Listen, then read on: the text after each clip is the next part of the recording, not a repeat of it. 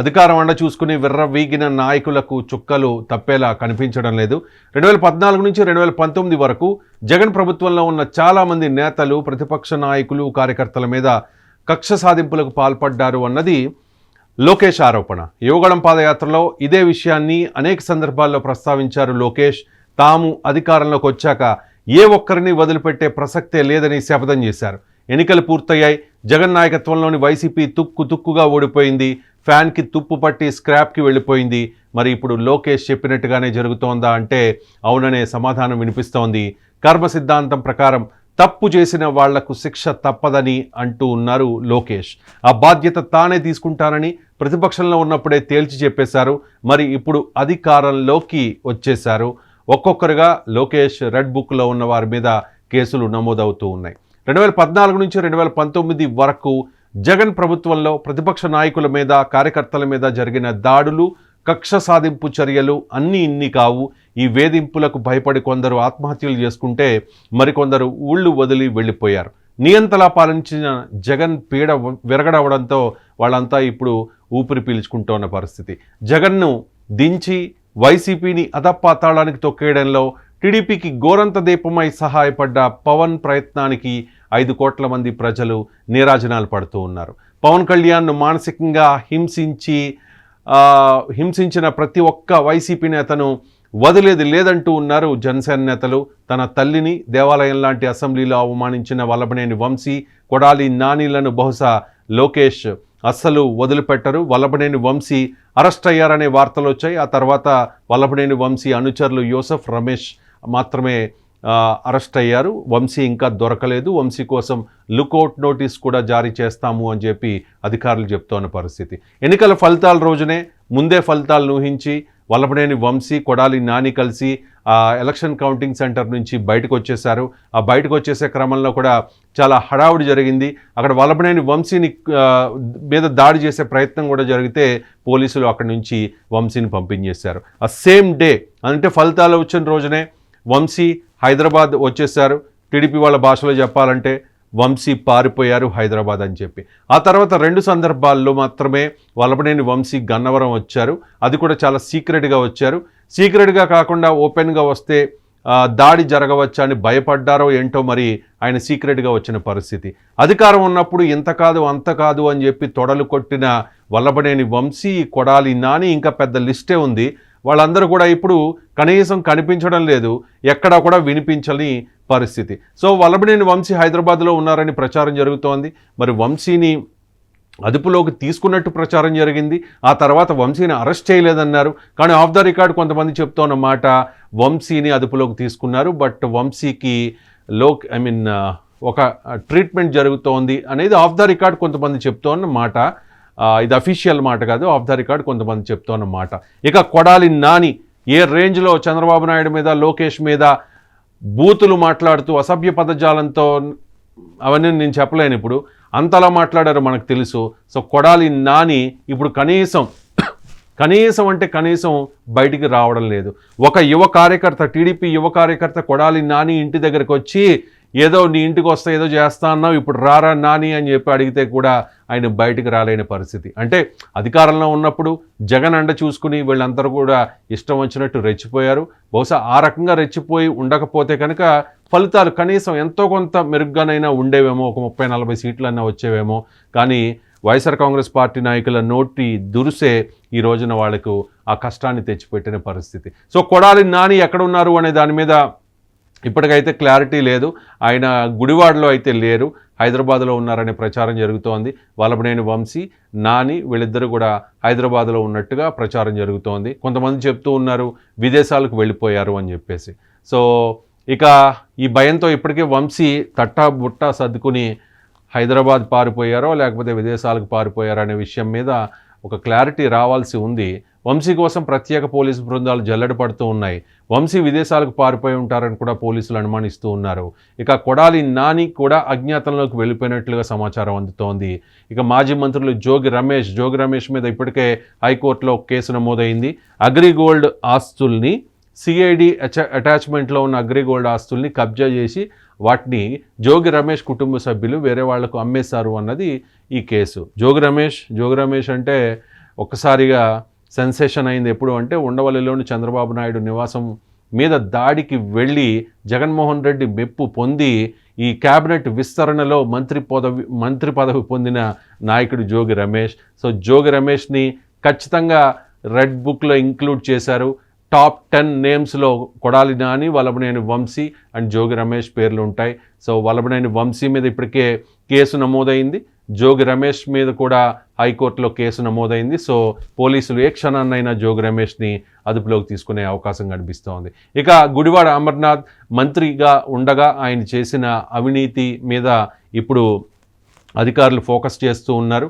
అసలు పవన్ కళ్యాణ్ తిట్టడానికి జగన్ ఉపయోగించిన మొదటి వెపన్ గుడివాడ అమర్నాథ్, ఆ తర్వాత అంబటి రాంబాబు, ఆ తర్వాత పేర్ని నాని. సో సొంత సామాజిక వర్గంతోనే అంటే ఏ సామాజిక వర్గం నాయకులు ఆ సామాజిక వర్గం నాయకులతో తిట్టించడం జగన్మోహన్ రెడ్డికి అలవాటు. సో గుడివాడ అమర్నాథ్ పేరు కూడా ఇక్కడ వినిపిస్తోంది. గుడివాడ అమర్నాథ్ గత కొంతకాలంగా కనిపించడం లేదు విశాఖపట్నంలో. సో గుడివాడ అమర్నాథ్ ఫలితాలు వచ్చిన తర్వాత 2-3 సార్లు మాత్రమే ప్రెస్ మీట్ పెట్టారు. ఒకసారి అయితే విశాఖపట్నంలో ఉన్న వైసీపీ కార్యాలయానికి నోటీసులు అంటించిన క్రమంలో అక్కడికి వెళ్ళి ఆ నోటీసులు చింపేసి హడావుడి చేసిన పరిస్థితి. అలాగే గాజువాకలో గుడివాడ అమర్నాథ్ వైలేషన్స్తో నిర్మించిన నిర్మాణాలను కూడా కూల్చేసే ప్రయత్నం చేస్తూ ఉన్నారు అధికారులు. సో గుడివాడ అమర్నాథ్ అయితే ప్రస్తుతానికి కామ్ అయిపోయారు. అంతకుముందు ఎలక్షన్స్కి ముందు రోజు 10 సార్లు పవన్ కళ్యాణ్ తిట్టడానికి ఆయన ప్రెస్ మీట్లు పెట్టేవారు. వీకెండ్ పొలిటీషియన్ అని, పార్ట్ టైం పొలిటీషియన్ అని చెప్పి ఇంకా అసలు పవన్ కళ్యాణ్కి ఎక్కువ పేర్లు పెట్టింది గుడివాడ అమర్నాథ్ మాత్రమే. ఇక అంబటి రాంబాబు మంచి వాగ్దాటి, చాలా మంచి వాగ్దాటి. ఆ వాగ్దాటితోనే ఆయన జగన్ మెప్పు పొంది మంత్రి పదవిని కూడా తీసుకున్నారు. నీటిపారుదల శాఖ మంత్రి పదవి, అది మంత్రి పదవి. కానీ నీటిపారుదల శాఖ అంటే ఈ నోటిపారుదల శాఖ అని చెప్పి అప్పట్లో ప్రతిపక్షం, ఇప్పుడు అధికార పక్షం నాయకులు ఆరోపిస్తున్న పరిస్థితి. అంబటి రాంబాబు గత కొంతకాలంగా చాలా సైలెంట్గా ఉన్నారు. వైఎస్ఆర్ కాంగ్రెస్ పార్టీ కార్యక్రమాలకు కూడా ఆయన డుమ్మా కొడుతున్న పరిస్థితి. ఇక అనిల్ కుమార్ యాదవ్ ఏమైపోయారో ఏంటో తెలియదు. అనిల్ కుమార్ యాదవ్ ఆ అసెంబ్లీలో ఆయన అంటే చాలా అగ్రెసివ్గా ఆయన మాట్లాడేవారు. అది అసెంబ్లీనా లేకపోతే రోడ్డా అని చెప్పి చాలామంది కామెంట్ చేసిన పరిస్థితి. ఇక పెద్దిరెడ్డి రామచంద్రారెడ్డి జగన్మోహన్ రెడ్డికి అన్నీ తానై సమకూర్చిన వ్యక్తి. అంటే ఆర్థిక వనరులు కానీ అవి కానీ ఇవి కానీ. అంటే పెద్దిరెడ్డి మీద కొన్ని 100 ఎకరాలు దోచేశారు, కబ్జా చేశారనే కథనాల్ని మనం రోజు చూస్తూ ఉన్నాం. సో పెద్దిరెడ్డి రామచంద్రారెడ్డి కూడా ప్రస్తుతానికైతే సైలెంట్ అయిపోయిన పరిస్థితి. ఇప్పటిదాకా నేను చెప్పిన పేర్లలో చాలామందికి ట్రీట్మెంట్ తప్పదు అనేది క్లారిటీగా అందుతోన్న సమాచారం. ఇప్పటికైతే వల్లభనేని వంశీ మీద కేసు నమోదైంది, జోగి రమేష్ మీద కేసు నమోదయ్యే అవకాశం ఉంది. జగన్మోహన్ రెడ్డి మీద A3గా రఘురామకృష్ణరాజు పెట్టిన కేసు, హత్యాయత్నం కేసు, ఆ కేసులో కూడా ఆయన అరెస్ట్ అయ్యే అవకాశం ఉన్నట్టుగా తెలుస్తోంది. అధికారంలో ఉండగా పవన్ మీద, లోకేష్ల మీద నోటికొచ్చిన చిల్లర ఆరోపణలు చేసిన ఆర్కే రోజాకు వెరీ స్పెషల్ ట్రీట్మెంట్ ఉంటుందని సమాచారం. రోజా ఫలితాలు వచ్చిన తర్వాత చెన్నై వెళ్ళిపోయారు, చెన్నైలోనే ఉంటూ ఉన్నారు. పొరపాటును కూడా ఆంధ్రప్రదేశ్ కూడా రావట్లేదు. ఈ మధ్యకాలంలో హైదరాబాద్కి 2 సార్లు వచ్చారు. అది కూడా చాలా సీక్రెట్గా వచ్చినట్టుగా మనకున్న సమాచారం. అండ్ రోజా కనుబడుట లేదు అంటూ నగర్లో కొన్ని వాల్ పోస్టర్లు కూడా వెలిశాయి. ఇక పర్యాటక శాఖ మంత్రిగా రోజా చేసిన అవినీతిని కూడా వెలికితీసే పనిలో ఉన్నారు అధికారులు. ఇక కూటమి గెలుపులో కీలక పాత్ర పోషించి కష్టకాలంలో తెలుగుదేశం పార్టీని ఆదుకున్న తన అన్నలాంటి పవన్ను మానసికంగా హింసించిన అంబటి రాంబాబు, మరీ ముఖ్యంగా చెప్పుకోవాలంటే పేర్ని నాని, వైసీపీ తరపున ఇప్పుడు పేర్ని నాని మాత్రమే అక్కడక్కడ ప్రెస్ మీట్స్లో కనిపిస్తూ ఉన్నారు. మచిలీపట్నంలో ఆయన అడుగడుగునా కూడా ఇబ్బందులు తగులుతూ ఉన్నాయి. అంటే ఒక మంత్రి పొజిషన్లో ఉండగా లేకపోతే ఒక ఎమ్మెల్యే పొజిషన్లో ఉండగా గన్మెన్స్ ఉంటే ఆ లెక్క వేరు. ఇప్పుడైతే పైకి మేకపోతు గాంభీర్యం ఉంది కానీ లోపల ఏదో భయం. ఎందుకంటే పేర్ని నాని ఇంటి మీద కూడా దాడి చేసిన పరిస్థితి, పేర్ని కిట్టును కొడతామని చెప్పి కొంతమంది అక్కడక్కడ వాల్ పోస్టర్లు పెట్టిన పరిస్థితి కనిపిస్తోంది. అలాగే వెల్లంపల్లి శ్రీనివాస్ ఏ రకంగా మరి పవన్ కళ్యాణ్ని విమర్శించారనేది తెలుసు. దేవాదాయ శాఖ మంత్రిగా ఆయన ఉండగా ఎంతో అవినీతి చేశారు అనేది ఆయన మీద ఉన్న ఆరోపణ. సో ఆ మాజీ మంత్రుల అవినీతి చిట్టాను బయటికి తీస్తూ ఉన్నారు. ఇక వెరీ స్పెషల్గా చెప్పుకోవాలంటే ఆయన మంత్రి కాదు, కానీ మంత్రి కంటే మించిన వ్యక్తి ద్వారంపూడి చంద్రశేఖర్ రెడ్డి. మొత్తం గోదావరి జిల్లాలకే మంత్రిగా ఆయనకి మంచి పేరుంది వైసీపీలో. సో ఆయనకి ట్రీట్మెంట్ వేరే రకంగా ఉంటుంది అనేది సమాచారం. ఇప్పటికే ద్వారంపూడి చంద్రశేఖర్ రెడ్డికి సంబంధించిన ఈ గోడౌన్స్ని సీజ్ చేశారు. వాళ్ళ అనుచరులు బినామీల గోడౌన్స్ను కూడా సీజ్ చేసిన పరిస్థితి, వాళ్ళ అనుచరులు అక్రమ కట్టడాలను కూడా కూల్చేసిన పరిస్థితి. పవన్ కళ్యాణ్ చాలా క్లియర్గా చెప్పారు ఎన్నికలకు ముందే, ద్వారంపూడి చంద్రశేఖర్ రెడ్డి నీకు ఉంటుంది చూడు ఒక వేరే లెవెల్ అని చెప్పేసి. సో ఖచ్చితంగా ద్వారంపూడి చంద్రశేఖర్ రెడ్డికి ఇబ్బందులు తప్పకపోవచ్చు. ఆయన్ని కూడా ఏదో కేసులో, కక్షపూరితం కాకపోవచ్చు, కానీ ఆయన చాలా గంజాయి అంటారు, అక్రమ బియ్యం అంటారు, ఇంకా చాలా డ్రగ్స్ అంటారు, చాలా ఆరోపణలు ఉన్నాయి. సో దేనిలోనైనా ఆయన క్లూ దొరికితే కనుక ఖచ్చితంగా అరెస్ట్ చేసే అవకాశం ఉంది. కాబట్టి ద్వారంపూడి చంద్రశేఖర్ రెడ్డి కూడా ఈ మధ్య కాలంలో చాలా సైలెంట్ అయిపోయిన పరిస్థితి. అధికారంలో ఉండగా అహంతో చిన్న పెద్ద తేడా లేకుండా, మంచి చెడులతో పని లేకుండా కొందరు టీడీపీ నాయకులకు నానా రకాలుగా నరకయాతను చూపెట్టారు జగన్ అండ్ కో. రఘురామకృష్ణరాజు, అచ్చెన్నాయుడు, కొల్లు రవీంద్ర, ధూళిపాల నరేంద్ర, కొమ్మారెడ్డి పట్టాభి లాంటి నాయకులకు చుక్కలు చూపెట్టారు. అరెస్ట్ చేసి నానా రకాలుగా హింసించారు. మాన్సాస్ ట్రస్ట్ విషయంలో కూడా అశోక్ గజపతిరాజును మానసికంగా హింసించారు. తప్పు చేస్తే శిక్షించడం తప్పు కాదు, కానీ రాజకీయ కక్షతో తప్పుడు కేసులు పెట్టి హింసించడం ఖచ్చితంగా తప్పే. కర్మ ఎవరిని వదిలిపెట్టదు. చంద్రబాబు, పవన్లు వదిలిపెట్టిన నారా లోకేష్ మాత్రం తప్పు చేసిన ఏ ఒక్కరిని వదిలిపెట్టే ప్రసక్తి లేనట్టుగా తెలుస్తోంది. రెడ్ బుక్లో రాసిన ప్రతి ఒక్క అధికారికి, ప్రతి ఒక్క నాయకుడికి ఈ ట్రీట్మెంట్ తప్పకపోవచ్చు. అధికారం అండ చూసుకుని వైసీపీ హయాంలో రెచ్చిపోయిన నాయకులు ఇప్పుడు ఎక్కడా కనిపించడం లేదు, కనీసం వారి పేర్లు వినిపించడం లేదు కూడా. వీరిలో చాలామంది పక్క రాష్ట్రాలకు లేక విదేశాలకు పారిపోయినట్టుగా ప్రచారం జరుగుతోంది. అధినేత జగనే ఫలితాల తర్వాత బెంగళూరు వెళ్ళిపోయారు.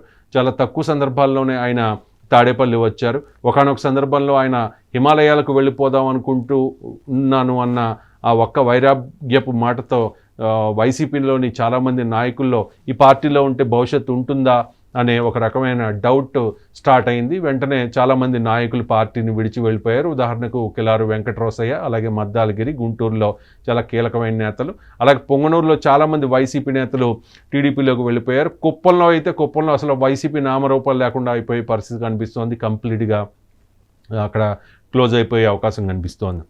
ఇక విశాఖపట్నం విషయానికి వస్తే అక్కడ స్థానిక సంస్థల ఎమ్మెల్సీ ఎన్నిక జరగబోతోంది. వాస్తవంగా వైసీపీకి పూర్తి మెజారిటీ ఉంది, కానీ చాలామంది వైసీపీ నుంచి టీడీపీలోకి వెళ్ళిపోతూ ఉన్నారు, వలస వచ్చేస్తూ ఉన్నారు. అక్కడ ఖచ్చితంగా టీడీపీ అభ్యర్థి గెలిచే అవకాశం కనిపిస్తోంది. ఇక మిగిలిన నేతలు ఏం చేస్తారు? ఇప్పటికే వల్లభనేని వంశీ కోసం జల్లెడ పడుతున్న పోలీసులకు మిగిలిన నేతల్ని కూడా ట్రాస్ చేయాలనే ఆదేశాలు వెళ్ళాయి. ఏపీ బోర్డర్ దాటి వెళ్లే వైసీపీ నేతలపై నిఘా ఉందట. సో తప్పు చేసిన వాళ్ళకు శిక్ష తప్పదు. సీదర్ అప్పలరాజు ఉన్నారు, ఆయన చాలా ఘాటుగా వ్యాఖ్యలు చేశారు పవన్ కళ్యాణ్ని ఉద్దేశించి, అప్పట్లో చంద్రబాబు, లోకేష్లను ఉద్దేశించి.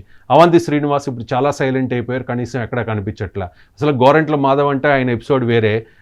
ఏ రకంగా ఆయన తెలుగుదేశం పార్టీ నాయకుల్ని, పవన్ కళ్యాణ్ని తిట్టారో మనకు తెలుసు. ఆ తర్వాత జరిగిన ఒక చిల్లర ఇన్సిడెంట్తో ఆయన సైలెంట్ అయిపోయారు. ఆ తర్వాత పూర్తిగా ఆయన వైసీపీకి దూరంగా ఉంటున్న పరిస్థితి. మిథున్ రెడ్డి ఆయన గెలిచారు కాబట్టి లోక్సభలో తన వాణి వినిపిస్తూ ఉన్నారు. ద్వారంపూడి చంద్రశేఖర్ రెడ్డికి ట్రీట్మెంట్ తప్పకపోవచ్చు. మార్గాని భరత్ కూడా సైలెంట్ అయిపోయారు. అవినాష్ రెడ్డి ఎప్పుడు పెద్దగా మాట్లాడింది లేదు, ఆయన కూడా సైలెంట్ అయిపోయారు. నందిగం సురేష్ సైలెంట్ అయిపోయారు. జోగి రమేష్ ఆల్రెడీ ఆయన మీద కేసు నమోదైంది హైకోర్టులో, కాబట్టి ఆయనకి ఇబ్బందులు తప్పకపోవచ్చు. అంబటి రాంబాబు సైలెంట్ అయ్యారు, అయినా కూడా ఆయనకు ట్రీట్మెంట్ వేరే ఉంటుంది. రోజా, జోగి రమేష్ ఆల్రెడీ మాట్లాడుకున్నాం మనం. అమర్నాథ్ కోడిగుడ్డు మంత్రి అని చెప్పేసి అప్పట్లో చాలా ఫేమస్ గుడివాడ అమర్నాథ్కి. సో గుడివాడ అమర్నాథ్ చేసిన అవినీతి కార్యకలాపాలను కూడా ఇప్పుడు వెలుగు తీసే ప్రయత్నం జరుగుతోంది. అలాగే ముఖ్యంగా టీటీడీ చైర్మన్గా పనిచేసిన భూమన కరుణాకర్ రెడ్డి, టీటీడీని అడ్డు పెట్టుకుని భూమన కరుణాకర్ రెడ్డి అండ్ వైవి సుబ్బారెడ్డి ఏ రకంగా 100 కోట్లు దోచేశారు అనే దాని మీద జనసేన నాయకులు చాలా ఆరోపణలు చేశారు. కాబట్టి దాని మీద కూడా విజిలెన్స్ ఎంక్వైరీ వేసే అవకాశం కనిపిస్తూ ఉంది. ఇక కేతిరెడ్డి పెద్దారెడ్డి, ఆయన పేరు ఉంది అని చెప్పి రెడ్ బుక్లో మొదటి నుంచి అనుకున్నాం, కానీ ఆయన వ్యూహాత్మకంగా కాస్త కూటమికి అనుకూలంగా, జగన్కి వ్యతిరేకంగా రీసెంట్గానే ఒక వీడియో కూడా రిలీజ్ చేశారు. ఇక కార్మూర్ నాగేశ్వరరావు పేరు వినిపిస్తోంది. ధర్మాన ప్రసాదరావు ఆయన పేరు రెడ్ బుక్లో ఉందనే ప్రచారం జరిగింది. వెంటనే రీసెంట్గా మనం కొన్ని వార్తలు చూస్తూ ఉన్నాం, ఆయన ప్రత్యక్ష రాజకీయాలకి దూరం కాబోతూ ఉన్నారు అని చెప్పేసి. తానేటి వనిత మీద కొన్ని ఆరోపణలు ఉన్నాయి. ముఖ్యంగా వాసిరెడ్డి పద్మ, పవన్ కళ్యాణ్ ఏదైనా పవన్ కళ్యాణ్ విషయంలోనే ఒక మహిళా కమిషన్ చైర్పర్సన్గా రియాక్ట్ అయ్యే వాసిరెడ్డి పద్మ వైఎస్ఆర్ కాంగ్రెస్ పార్టీ హయాంలో ఏ మహిళలకు జరిగిన అన్యాయాల మీద క్వశ్చన్ చేయలేదు. సో వాసిరెడ్డి పద్మ పేరు కూడా రెడ్ బుక్లో వినిపిస్తూ ఉన్న పరిస్థితి. సో వాసిరెడ్డి పద్మ ఏ కష్టం వచ్చినా వైసీపీకి ఇమ్మీడియట్గా ప్రెస్ మీట్ పెట్టి రియాక్ట్ అయిపోయేవారు. ఈ మధ్య కంప్లీట్గా సైలెంట్ అయిపోయారు. అలాగే తోపుదుర్తి ప్రకాష్ రెడ్డి, ఆయన కూడా చాలా అగ్రెసివ్గా టీడీపీ జనసేన నాయకుల్ని క్వశ్చన్ చేశారు. ఆయన కూడా సైలెంట్ అయిపోయారు.